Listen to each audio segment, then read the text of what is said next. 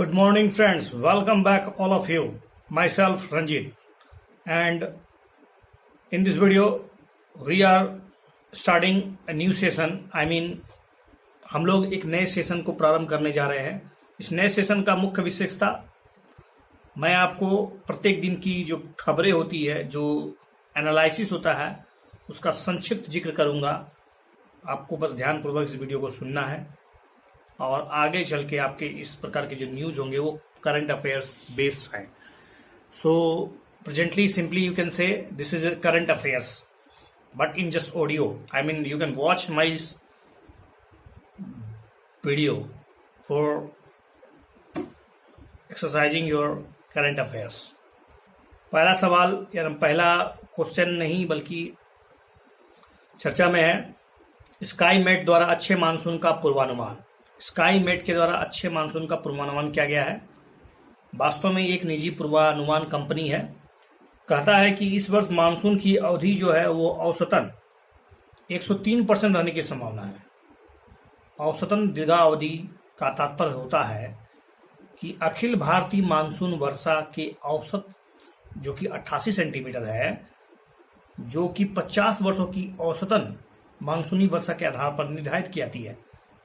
औसतन वार्षिक वर्षा जो है 88 सेंटीमीटर है और ये लगभग 50 साल का एक औसतन वर्षा देखा गया है। इसके आधार पर पता किया जाता है कि उस जो औसतन निकाला गया है 88 सेंटीमीटर पर 50 साल का, उससे कितना ज्यादा कितना कम है। तो इस बार 103% है, definitely it's greater than that 88%। Okay, एक कंसेप्ट है एल नीनो, और एल नीनो की संभावना काफी कम है। देखिए, एल नीनो भारतीय मानसून के लिए अच्छा नहीं माना जाता है जनरली, बट ऐसा नहीं है कि एल नीनो जब आया है मानसून भारत का खराब हुआ है, ऐसा कोई रिकॉर्डेड डेटा नहीं है। हाँ, लेकिन ऐसा कहा जाता है और बहुत से आईएमडी के सर्च के अनुसार ये पता चला है कि एल नीनो ने भारतीय मानसून को प्रभावित किया। तो जान लीजिए इस बार एल नीनो का प्रभाव भारतीय मानसून पर बहुत कम पड़ेगा। और एल नीनो होता क्या है, देखिए एल नीनो के दौरान क्या होता है, भूमध्य सागरीय और भूमध्य रेखीय मध्य प्रशांत महासागर के तापमान आधे से अधिक डिग्री में वृद्धि हो जाती है। जब भूमध्य रेखीय प्रशांत महासागरीय का जो तापमान है जब आगे आधे से अधिक बढ़ जाएगा तो उसके आसपास का जो वातावरण होगा वो काफी गर्म हो जाएगा और वहां के वाष्प जो होंगे वो ऊपर उठने लगेंगे। और ये एक तरह से आप समझ जाते हैं कि जब वायु का उन्नयन होता है, वायु जब ऊपर चढ़ती है तो अपने साथ नमी ले जाती है और इस प्रकार बादल बनता है और भारी वर्षा वहीं पर होती है। और इसके अपोजिट डायरेक्शन में अगर देखा जाए तो पश्चिमी प्रशांत महासागर में जो होगा वहां पर उच्च दबाव की स्थिति बन जाएगी, वायु वहां पर बैठेगी और वहां पर बारिश नहीं होगी, वहां सूखा पड़ सकता है। तो इस प्रकार आप समझ सकते हैं कि प्रशांत महासागर में इस बार लालीना आ रहा है। तो लालीना जो है वो just opposite to El Nino. Okay, El Nino is different, La Nina is opposite to it. La Nina is favourable for our monsoon, generally La Nina ऐसा माना जाता है। पूर्वोत्तर भारत के कुछ भागों में, जैसे कि उत्तर भारत के मैदानी भागों में और साथ साथ इसके आसपास के इलाकों में मानसून के दौरान कम वर्षा होने की कुछ संभावना बताई गई है। इस वर्ष एक नया कंसेप्ट आ रहा है आपके लिए, हिंद महासागरीय द्विध्रुव, जिसको इंग्लिश में बोलते हैं इंडियन ओशियन डायपोल, IOD। इस बार पता चला है कि IOD जो है वो पश्चिमी और जो कि आपको पता देता है कि पहले IOD होता क्या है। देखिए, पश्चिमी और पूर्वी जो हिंद महासागर है, दिस इज पूर्वी, दिस इज पश्चिमी, फॉर आपके लिए उल्टा होगा। तो पूर्वी और पश्चिमी प्रशांत महासागर का दो छोर ले लीजिए, उस दो छोर के बीच टेम्परेचर डिफरेंस होता है, ताप प्रवणता पैदा होती है और ताप प्रवणता जब पैदा होता है तो हवाएं एक गमन करने लगती है। तो स्वाभाविक है जहां पर उच्च दाब होगा वहां पर आपको पता चल जाएगा, दाब अगर उच्च है तो इसका मतलब टेम्परेचर वहां पर बहुत ही कम है। तो उच्च दाब कभी भी वातावरण कभी भी बारिश के लिए बेहतर नहीं होता है। तो लेकिन जब जब आपको IOD कंसेप्ट में आ गया, पहले ये बताइए। जी हाँ, मेरे ख्याल से IOD का सिंपल कंसेप्ट है, आप प्रशांत नहीं बल्कि हिंद महासागर के दो छोर को पकड़िए, एक छोर पूर्वी एक छोर पश्चिमी, दोनों के बीच के ताप डिफरेंस के कारण उत्पन्न होने वाले दबाव के प्रभाव से वायु राशि गमन करने लगती है और वायु राशि के प्रभाव से ही बारिश होती है। तो कुछ हद तक इस बार नकारात्मक रहने की संभावना है। IOD नकारात्मक रहेगा तो आपको पता है ये हमारे लिए फायदेमंद नहीं होता है। सकारात्मक हिंद महासागर द्विध्रुव आमतौर पर मानसून के लिए फायदेमंद माना जाता है। वर्ष 2019 और 2020 में मानसून के दौरान भारत में लगातार वर्षों में सदी में केवल तीसरी बार सामान्य वर्षा औसतन से अधिक रहा है इस बार। तो आपको बहुत अच्छी अच्छी कंसेप्ट बता देता हूं मैं फिर से एक बार। हिंद महासागरीय द्विध्रुव यह उष्ण कटिबंधीय हिंद महासागर में एल नीनो के समान ही, ठीक है, वायुमंडल और महासागर का मिला जुला अंतर संबंध उत्पन्न करने वाली एक परिघटना है। हिंद महासागर द्विध्रुव की स्थिति में सागरी सतह के तापमान में भिन्नता उत्पन्न हो जाती है। ओके, इंडियन ओशियन डाइपोल यानी हिंद महासागर द्विध्रुव पूर्वी हिंद महासागर जिसको बंगाल की खाड़ी बोलिए और पश्चिमी हिंद महासागर जिसको अरब सागर की खाड़ी बोलिए के सतह के तापमान में अंतर आता है। इस तापमान भिन्नता के परिणाम स्वरूप वायुमंडल दबाव में उत्पन्न अंतर पैदा होता है, जो मैंने बताया आपको, और परिणाम स्वरूप हिंद महासागर के पूर्वी और पश्चिमी भागों में हवाओं का एक साथ संचरण होने लगता है। अब ये दिशा किधर है, दिस इज द मैटर, यही आपको तो ध्यान रखिएगा। अगर न्यूमेरिकल क्वेश्चन अगर कंसेप्चुअल होगा तो वहां पर सीधा देखा जाएगा सकारात्मक हिंद महासागर द्विध्रुव या केवल हिंद महासागर द्विध्रुव यानी इंडियन ओशन डायपोल के कारण या दौरान पूर्वी भूमध्य रेखीय हिंद महासागर में समुद्री सतह के सामान्य तापमान में ठंडा तथा पश्चिमी उष्णकटिबंधीय हिंद महासागर के समुद्री सतह के तापमान में अधिक गर्म होता है। इसके जस्ट अपोजिट नकारात्मक में उल्टा होता है। ठीक है, आप ये मेरे ख्याल से कंसेप्ट समझ चुके होंगे। तो आपको ये बता देता हूं कि इस बार पॉजिटिव आईओडी है, तो पॉजिटिव आईओडी तो आपको पता होगा इससे क्या प्रभाव पड़ेगा, इससे भारतीय मानसून फेवरेबल कंडीशन रहेगा। ओके, नेगेटिव आईओडी में एल नीनो में ये बहुत ही अच्छा क्वेश्चन बन सकता है कि आप ध्यान रखिएगा कि जब ऐसा नहीं, लेकिन हाँ नेगेटिव आईओडी होगा तो एल नीनो में वृद्धि होगी।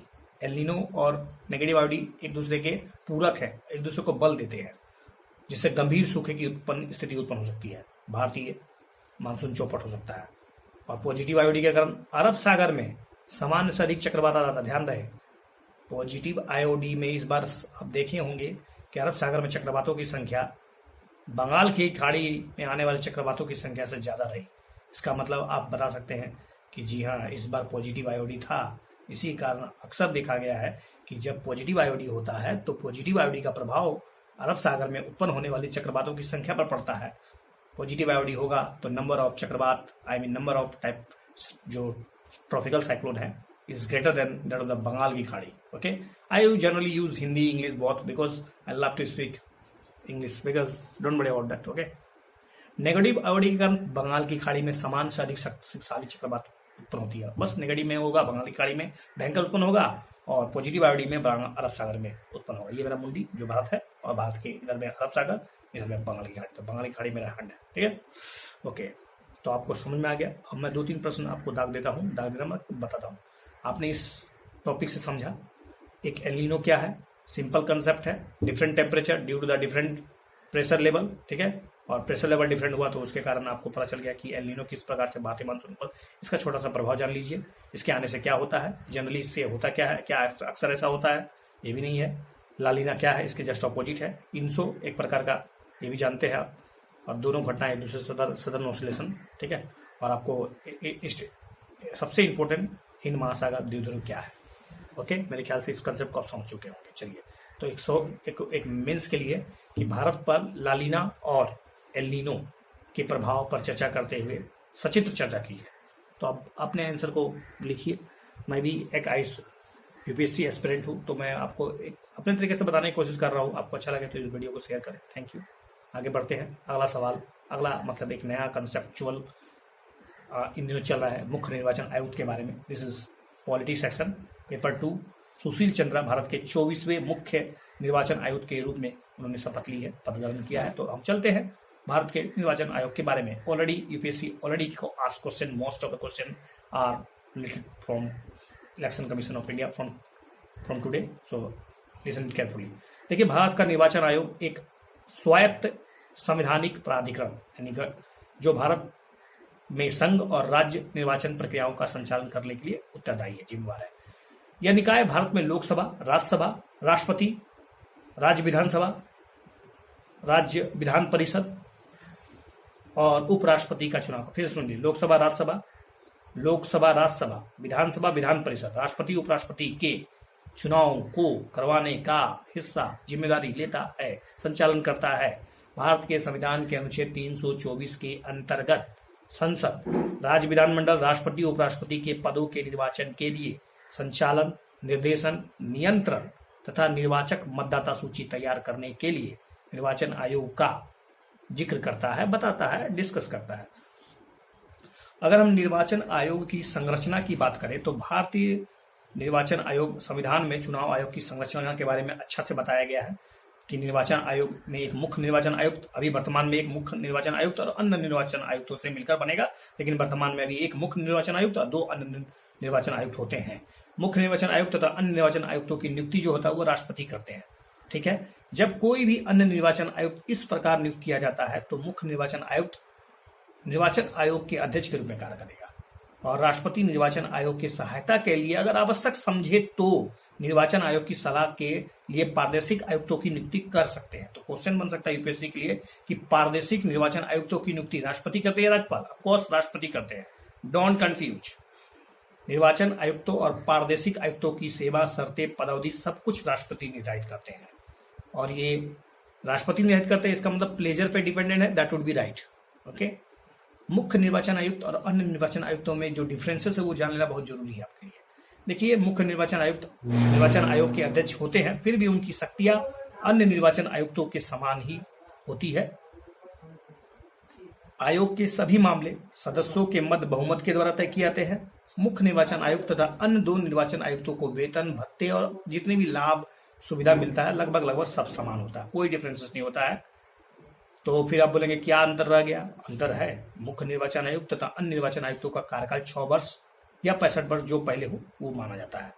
वो राष्ट्रपति को संबोधित करते हुए कभी भी किसी समय अपना त्याग पत्र दे सकते हैं, वे किसी भी समय अपना त्याग पत्र दे सकते हैं। उनके कार्यकाल समाप्त होने से पूर्व उनको हटाया जा सकता है। अब यहाँ पर एक क्वेश्चन बनता है कि हटाने का तरीका में कुछ डिफरेंसेस हैं।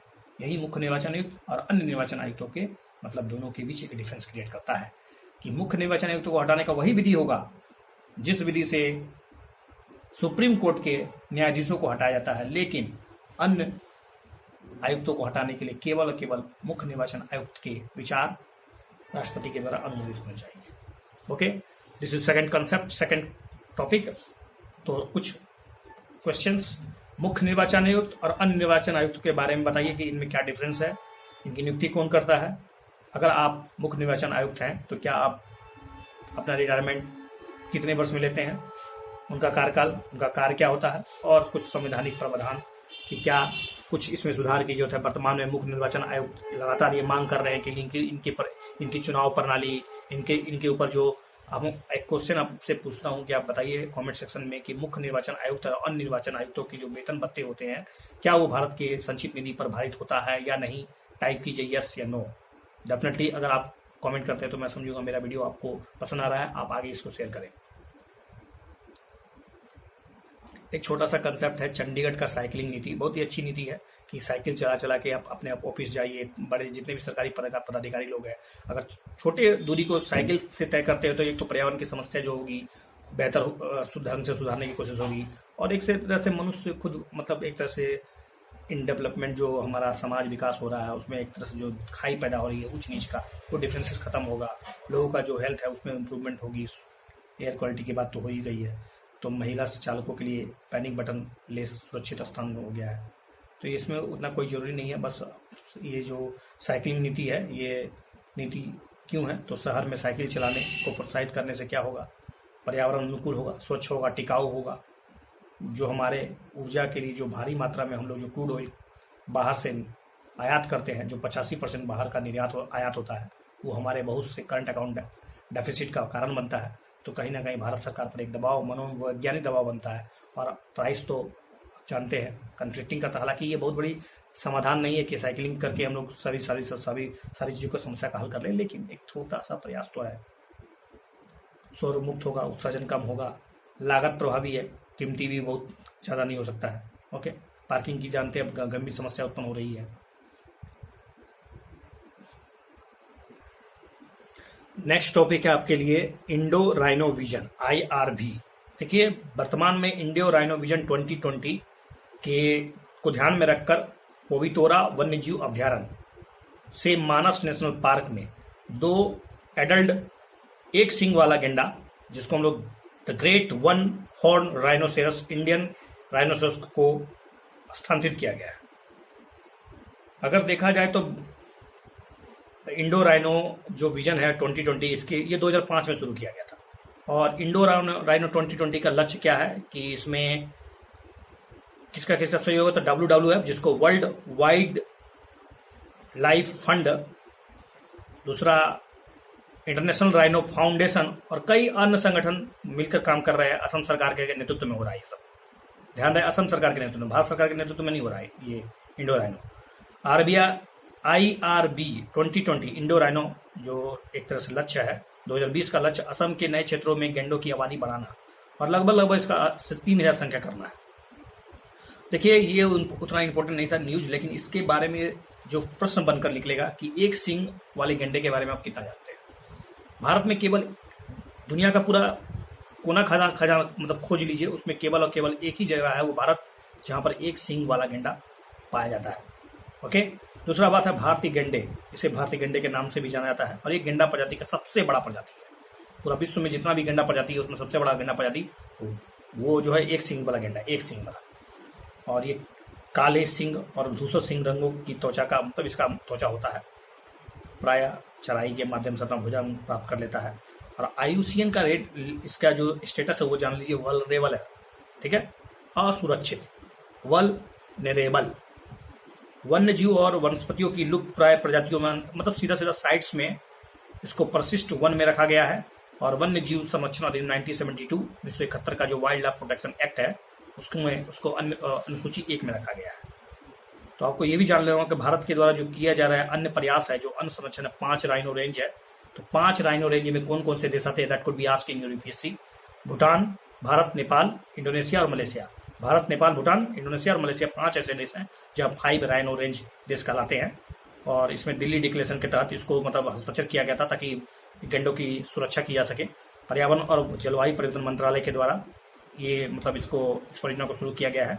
और राष्ट्रीय राइनो और संरक्षण रणनीति 2019 में शुरू किया गया था। ये सब गेंडा का मतलब एक तरह से कर सकते हैं कि प्रयास है, बेहतर प्रयास है। चलिए, तो आपको इसमें आपको मैंने ये समझाने की कोशिश की कि देखिए आप जो एक सींग वाला गेंडा होता है उसके बारे में जानिए। एक तो सबसे पहली बात कि वाइल्ड लाइफ प्रोटेक्शन एक्ट में इसको सूची 1 में रखा गया है, साइज के परिशिष्ट 1 में रखा गया है, वल्नरेबल कैटेगरी का है, भारत में मिलता है केवल। और दूसरा बात, ये जितने भी प्रकार के गेंडे होते हैं उसमें सबसे बड़ा प्रजाति है यही है गेंडे के बारे में जानकारी। चलिए, एक है उरुका। ये उरुका एक छोटा सा क्वेश्चन है। उरुका क्या है, तो ये माघ महीना में बिहू की शुरुआत होती है और ये माघ बिहू त्यौहार के पहले दिन मनाया जाता है। ये असम में मनाया जाता है। उरुका असम में रंगोली बिहू के अवसर पर मनाया जाने वाला एक असमिया नववर्ष है, ठीक है। तो दिस इज फॉर टुडे। और एक छोटा सा सेरोजा, ये सेरोजा जान लीजिए। सेरोजा छोटा सा न्यूज है कि हाल ही में पश्चिम ऑस्ट्रेलिया के तट पर नजदीक उत्पन्न हुआ एक उष्णकटिबंध चक्रवात है। दे देगा आपको ऑप्शन में सेरोजा क्या है। तो सेरोजा एक उष्णकटिबंध उत्पन्न चक्रवात है जो कि ऑस्ट्रेलिया में आया था, पश्चिम ऑस्ट्रेलिया में। तो सेरोजा पश्चिमी ऑस्ट्रेलिया में उत्पन्न उष्णकटिबंध चक्रवात है, this is a tropical cyclone. और एक पोषण ज्ञान, तो स्वास्थ्य और पोषण पर आधारित एक राष्ट्रीय डिजिटल कोष नीति आयोग द्वारा बिल और मेलिंडा गेट्स फाउंडेशन और सामाजिक और व्यवहार पर्यटन के केंद्र द्वारा अशोका यूनिवर्सिटी के मिल सहयोग से इस कार्यक्रम को शुरू किया गया है। और एक ई सांता है। ई सांता का मतलब होता है इलेक्ट्रॉनिक मार्केट प्लेस, एक ऐसा जाल जिसमें कृषि और खरीदारों को जोड़ा जाए, एक मंच प्रदान किया जाए। तो किस मंत्रालय के द्वारा शुरू किया गया है, तो ये केंद्रीय वाणिज्य मंत्रालय द्वारा शुरू किया गया है ई सांता। केंद्रीय वाणिज्य मंत्रालय के द्वारा शुरू किया गया एक नया प्रयास ई सांता। और छोटे और नवजात शिशु को उनकी देखभाल करने के लिए क्षमता सृजन कार्यक्रम प्रारंभ किया गया है। क्षमता सृजन कार्यक्रम प्रारंभ किया गया है। और फाइनली आहार क्रांति, भारत में पोषक संतुलित आहार के महत्व के बारे में जागरूकता बढ़ाने के लिए शुरू किया गया एक कार्यक्रम विज्ञान भारती और global Indian scientist and technocrats forum gist ने मिलकर इसको शुरू किया है। विज्ञान भारती और जिस्ट ने मिलकर एक नया कार्यक्रम आहार क्रांति शुरू की है। तो मैंने इस वीडियो में आपको शुरुआत में क्या बताया उसको सबसे पहले ध्यान से सुनिए। देखिए कि मैंने आपको कोशिश की कि इस वीडियो के माध्यम से मैं अपने आपको एक्सप्रेस करने की कोशिश करूं। इस वीडियो का मुख्य उद्देश्य है प्रतिदिन की घटनाओं पर एक नज़र दौड़ाना, छोटी छोटी जानकारी देना, संक्षिप्त 20 मिनट का एक वीडियो है। आप इसको देखिए, 2-3 बार सुनिएगा तो डेफिनेटली आपकी न्यूज़ आपके चार दीवारी के अंदर रहेंगे। जो मुख्य निर्वाचन आयुक्त के बारे में पढ़ लीजिए अच्छा से, बहुत जरूरी है। मुख्य निर्वाचन आयुक्त के बारे में, एक सिंह गेंडा के बारे में जानकारी लीजिए। ये 2 न्यूज़ इसके लिए बहुत इंपॉर्टेंट था, बाकी चलेगा। इस वीडियो का मेन मकसद 2 न्यूज़ था, मुख्य निर्वाचन आयुक्त के बारे में और अन्य निर्वाचन आयुक्तों में डिफरेंस, और एक सिंह गेंडा। Thanks a lot for watching this video once again. इस तरह के वीडियो मैं बनाता रहूँगा। अगर आपको ये वीडियो अच्छा लगता है तो मेरे चैनल को सब्सक्राइब कीजिए और इसे आगे बढ़ाइए ताकि मुझे मनोबल मिले और मैं इस तरह के वीडियो और भी अपलोड करूँ। Thanks a lot once again, thank you.